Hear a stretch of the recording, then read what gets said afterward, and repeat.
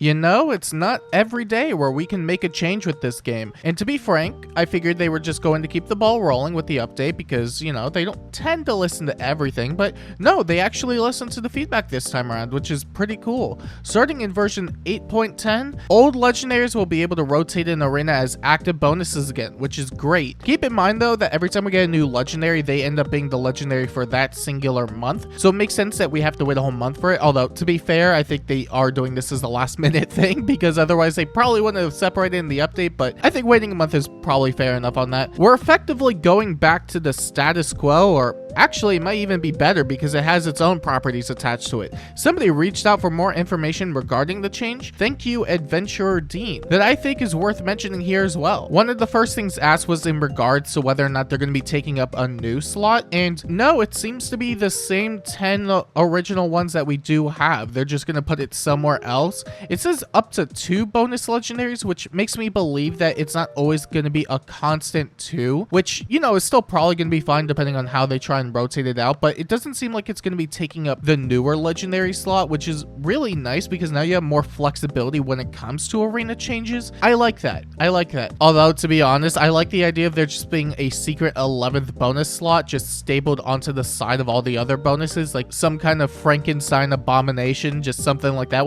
It would have been funny, but as long as they're going to be active bonus, I think that's all that really matters. And it probably won't come at the cost of all the new unit slots, at least, because, you know, they're new and they have to be the active bonus and they don't last that long anyway.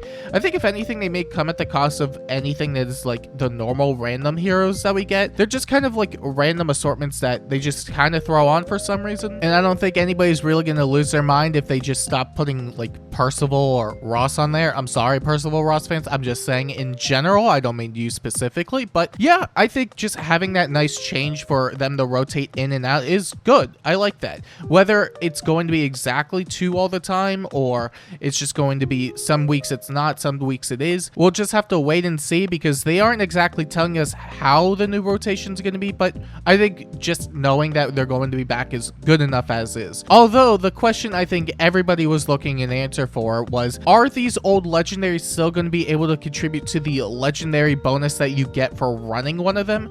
And the answer is yes.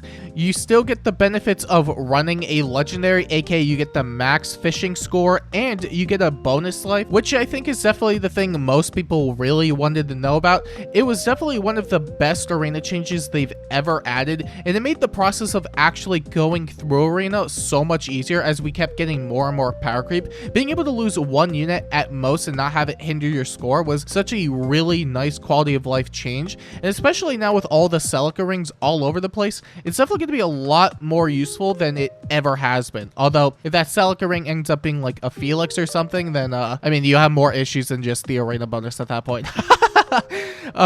It is worth keeping in mind though that this is only affecting arena and the subsequent change to Aether rates is still going to apply, but I think that should be fine. As long as they can serve their one purpose of being an arena unit, then I have no qualms with the update. And overall, I think it's great. I think it's awesome that they listen to feedback, and to be fair, I don't think they were ever going to do this unless we sent them a bunch of feedback. So bullying a giant corporation does in fact have its benefits, and at this point I could only care so much. I'm still keeping the video up though because I think it's kind of funny. Thank you, Intelligent Systems, for listening to our feedback.